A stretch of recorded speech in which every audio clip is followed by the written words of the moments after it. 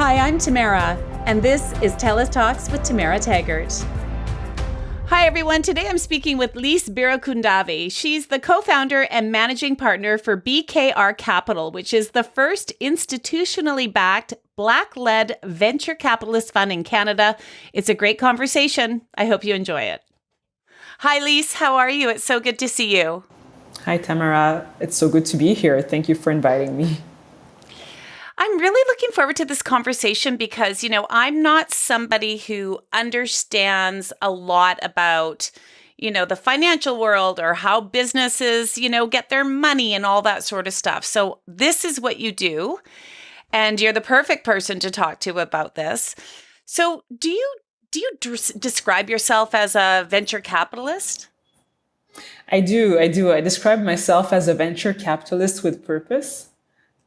Because the reason why I was attracted to the venture capital space is when I understood the power it had in terms of changing the environment in which we live in every day, right?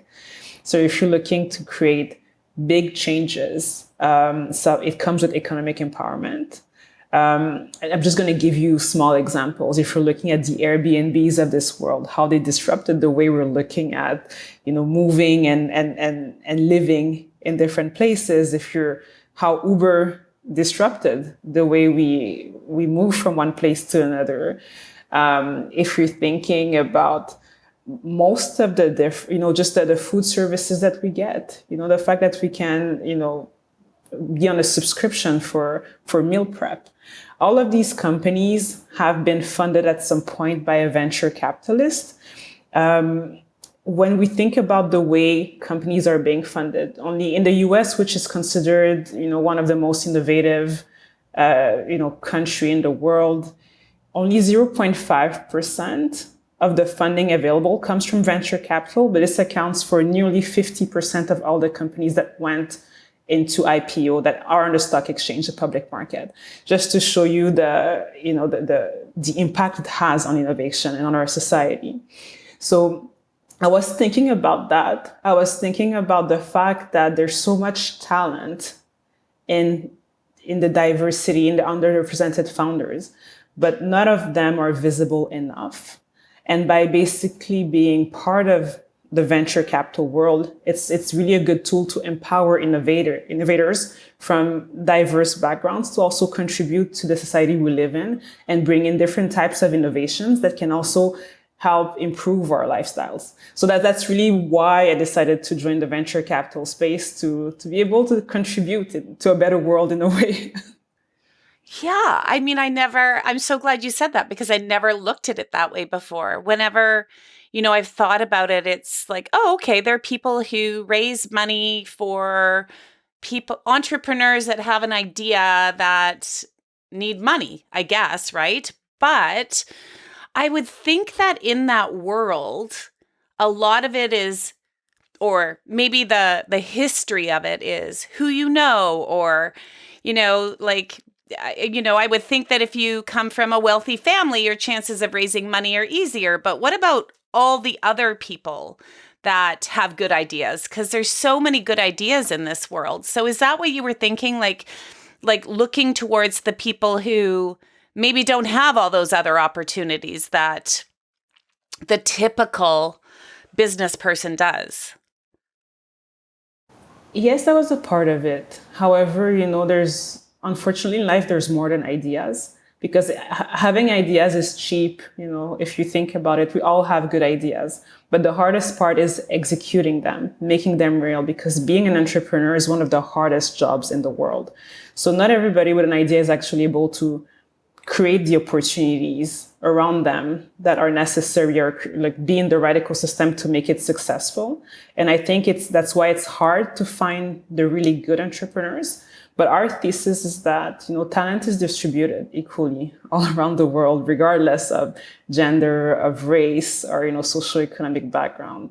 And there are people with real talent that are in those spaces where they probably lack the right connections, but they could be really good executors. They could be the ones who will find a cure for cancer tomorrow, or just disrupt the way the healthcare system is made so that it can be beneficial to everybody. And that's what our thesis is about, right? How do we go and find those gems? We focus mainly on the Black community, but you have tons of VC funds who are also supporting underrepresented founders. We have some wonderful funds in Canada who are supporting women-led startups, for example, really going in those niches and going to find those gems who are able to contribute and create a better system for everyone. And that's our mission. So how do you find people, or do they find you? Like, how does that work? Do you, if I'm somebody who has a great idea and I need some backing, do I then go out and look for somebody to support me? It's a bit of both, right? So we do look for founders. We stay aware of what's happening, because what happens sometimes is that really talented founders are busy building and selling, and sometimes not always looking for funding. And you want to be able to find them, right? You're looking for that talent. But as a founder, a lot of founders reach out to us as well with their pitch decks. Once you have a good idea, I think that the first thing you need to do is first test the market. Find ways to create, we call it an MVP, the minimum viable product, just so that you have something to show. In terms of, you have an idea, you're able to show that it is doable. You are able to show that it solves a need, right? That you already are speaking with your customers, that you have people who are willing and able to pay for it. There's a lot of accelerator programs that exist in your environment as an entrepreneur in Canada. In every single city, I think there are accelerator programs or incubator programs. There's a lot of resources to help support you once you're starting. And then once you are in this track where you have something good, that there is the market that wants to purchase from you, and you need additional fuel to grow faster, that's when you go and look for outside financing. And then there's a wide range of options. You don't necessarily need to go for venture capital. You can go and look for a loan. You can go and raise from friends and families. When you go the VC route, that's how we call venture capital in short VC. It's really when you have ambitions that are outsized, because as venture capitalists, we take a big risk, right? We invest in companies, we take ownership. So it's not like a loan where you have to reimburse. We actually take a portion of your company. We position ourselves as partners for growth. Often we take a board seat, and we will help you with our network, with, strategic thinking. And our goal is really to see you becoming that next giant, earning hundreds of millions of dollars per year and disrupting your environment. So it's not for everyone, because it comes with a bit of pressure. You have this entity that comes with you and that wants to see you succeed, and that is really pushing you in that direction. Now I see. Okay. Yeah. So it's like you become a team member. You become a working team member, pushing and growing and stretching, I guess, to get to that space. I love how you keep using the word disrupting, because it's the examples you gave are great examples of, who knew that one day we would be getting any restaurant food delivered to us, or like you said, having a subscription for your dinner to cook, or whatever it might be. And none of those things would happen without, I guess, the leadership of a VC, right? Exactly. Most of the time when you have something that has widely changed your way of living, and that's using technology to do so, the early capital that helped it materialize comes from a venture capital firm. Most of the time, not all the time. Not all the time. And so when you are investing, when a VC is investing in a company, it's not the VC's money, right? It's like, look, I'm trying to dig back and understand. You have people that you invest for, I'm assuming. I don't know. Is that right?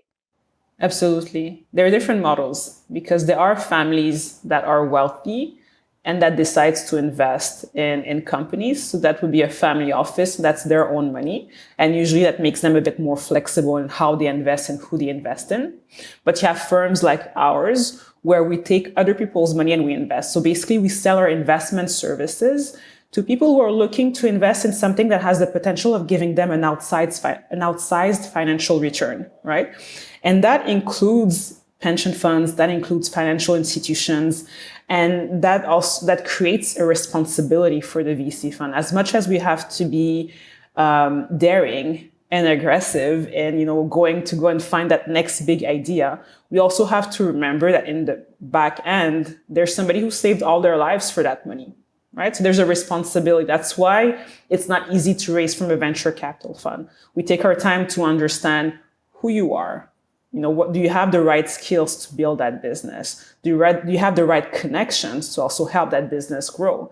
Are you able to inspire and hire a team early on? So there's a lot of little things. Do you really understand the market you're in? And is there a lot of potential in that market as well? So we're looking at different points to make our assessment and decide if we're risking that capital that is not ours on your business.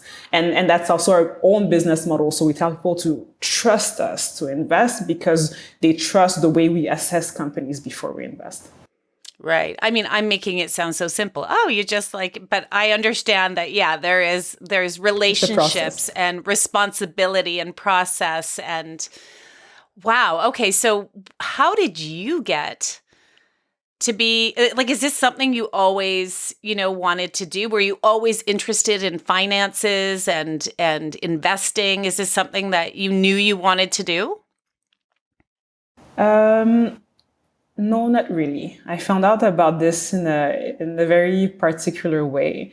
So I've always loved finance and I started my career in the hedge fund space. But what attracted me towards entrepreneurship, because we invest in entrepreneurs, is my exposure to initially social entrepreneurs.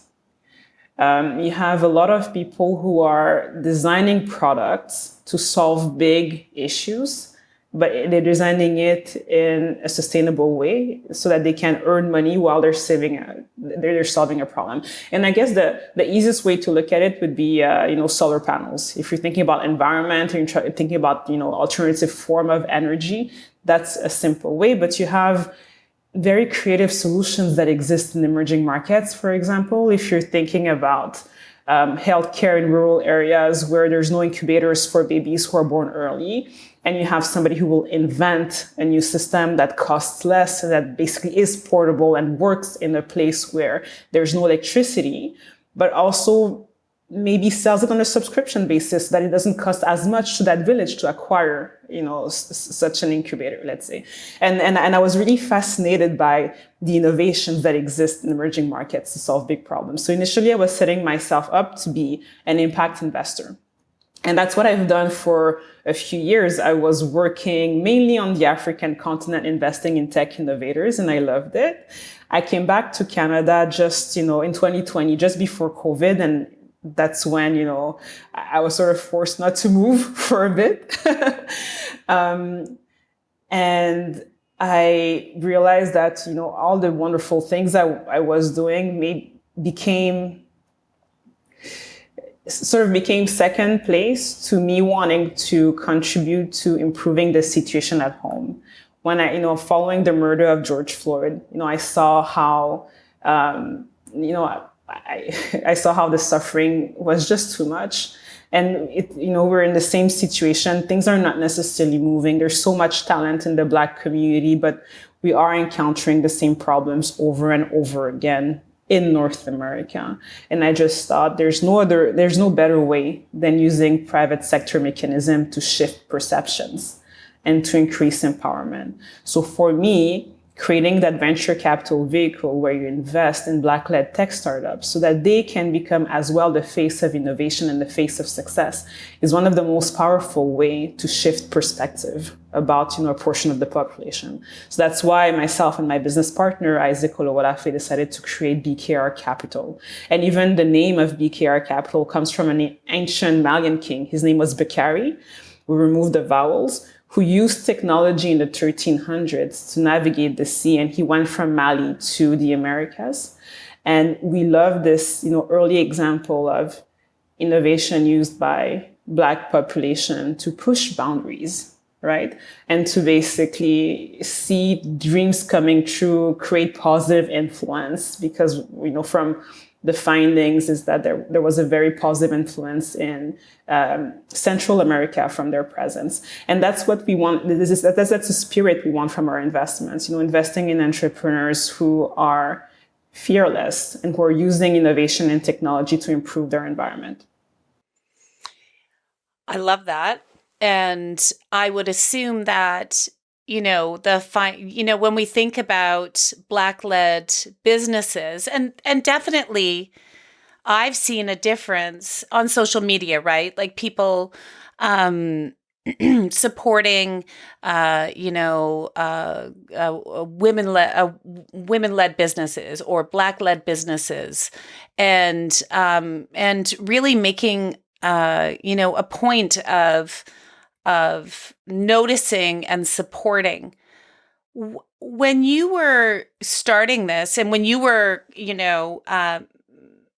and your business partner were coming up with this idea, is racism in finance or in business? I mean, is it? I know it's a real thing. So maybe you could explain why. Did you have challenges when you were trying to do this, or has it been an easy ride? Raising a fund is never easy. Yes, absolutely. Raising a fund is never easy. I'm sure. It's never easy. It's one of the hardest things in the world. The same way as being an entrepreneur, we are entrepreneurs in our own right, because we're creating this investment vehicle. So no, this hasn't been easy, and this will keep on being challenging because, it's not, we raised the first vehicle, we're working very hard with our entrepreneurs, and then we'll have to raise another vehicle. That's how it works, right? You have that. Our business model is to keep on having different funds, but the purpose behind it is so much bigger from a perspective of one of the challenges we got when we were raising the fund is this pushback saying, well, there's probably not enough Black entrepreneurs.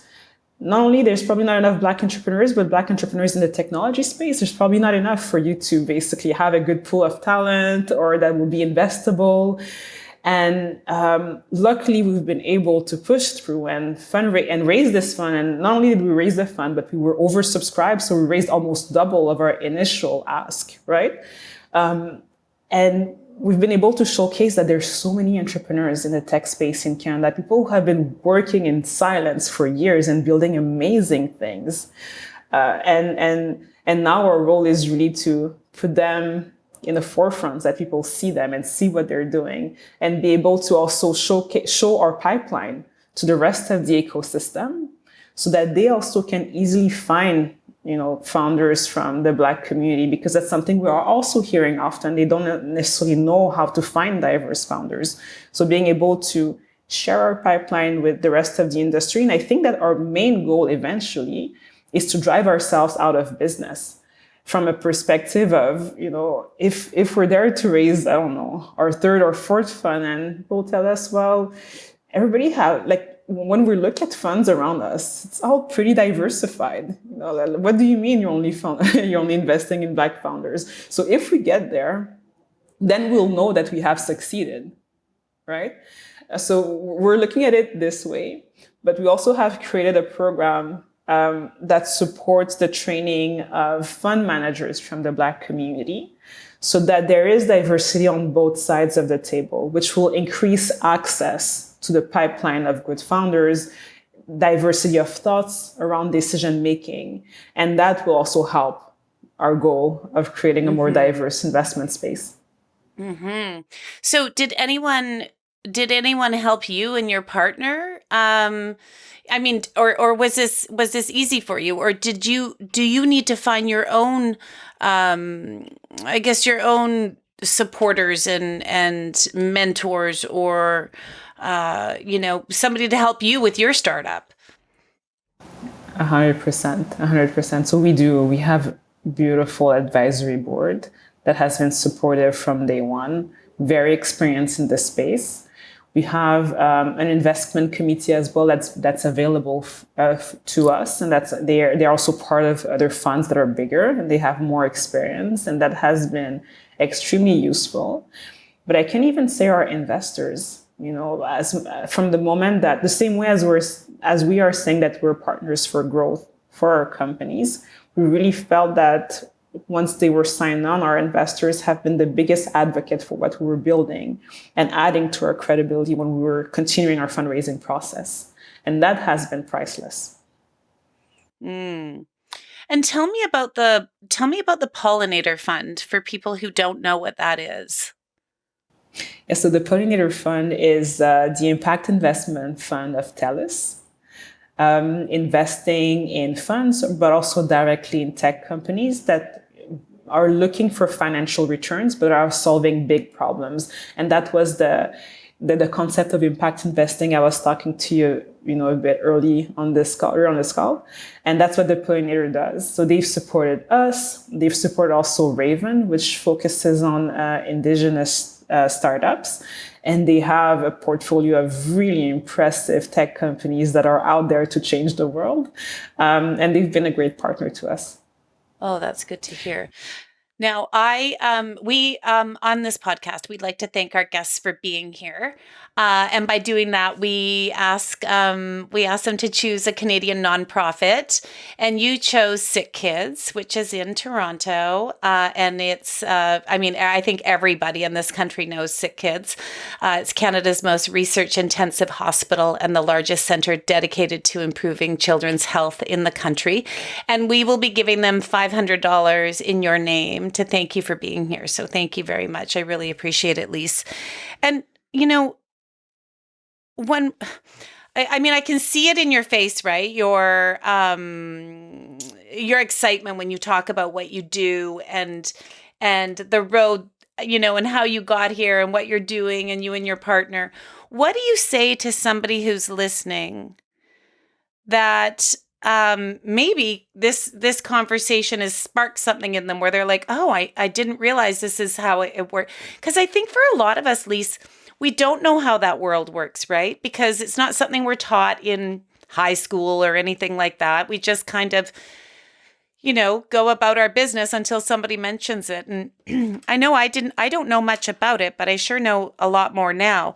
What do you say to people who have heard this conversation and they it's interested them, whether it's something they want to do, help support, startups or they have a startup idea or something. What do you say to those people? I think it's, we're all in the same situation where even I stumbled upon impact investing and venture capital. Those are very exclusive and small spaces, but that move a lot of things around us without us even realizing. If this has sparked the interest of someone, I would read on it. There's a lot of really good books, lots of amazing podcasts on it. If you are an entrepreneur, I think that the resources are probably there around you, accelerator programs, and those programs also are really good at connecting with funders. So there's definitely opportunities there to be introduced to venture capital firms.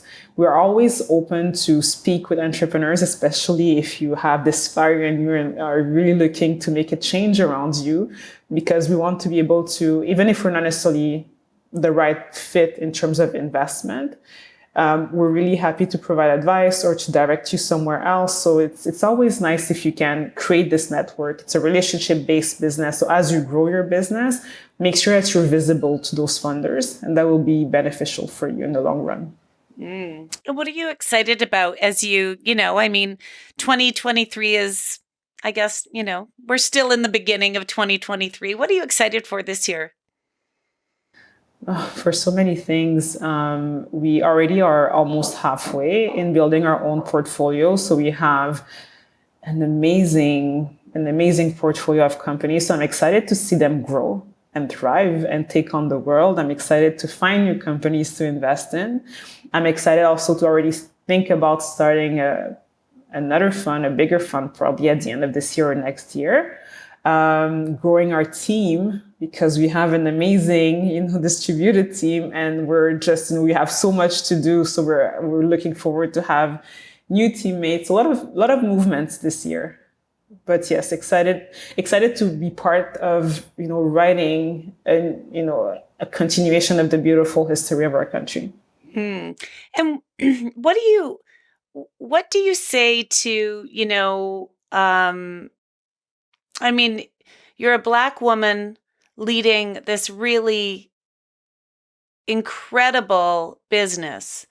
And I'm sure there are young girls that will look to you and see a woman in business who's succeeding and happy and excited. And what do you say to those girls who maybe, aren't feeling so confident right now in whatever it is that they're experiencing? I would tell them that everything they see around them that has been built by somebody that's probably as smart as them. The only difference is that they were willing to do it. So to not be scared, that they have all it takes to basically follow their dream. And that might sound cheesy, but it's true, right? So you really have all it takes to be able to go in one direction. Believe in the tools that you have. Keep on learning. Keep on growing. Don't take the no's personally. It's just basically a redirection towards your goals. A no is a redirection. That's a good one. I like that one. That's good. I really appreciate this conversation. I want people to know that your website is great. You have so much on your website that helps lead people. Are you on social media too? Very little. So I am on LinkedIn. This is why you're successful. I am on LinkedIn. Right. And that's where the most active. I'm trying to be better on Twitter, but I'm not very active on Twitter. So really my main social media is LinkedIn. And even there, I'm there once in a while. This is why you're successful, because you don't spend any time on social media. Your website is Lise, is Lise. And your last name is Birikundavy. So that's BIRIKUNDAVYI.com. And we will have a link to that too. I really appreciate this conversation, Lise, and your insight on venture capitalism and investing in the future and things that will disrupt. I love that. Well, thank you. Thanks for giving me that opportunity to come and talk to you about that. And I really appreciate your podcast, and I appreciate being here as well to share about what I do. Thank you. Well, thank you very much. Thanks for listening to another episode of TELUS Talks with Tamara Taggart. Be sure to subscribe so you can join us every Tuesday for another conversation.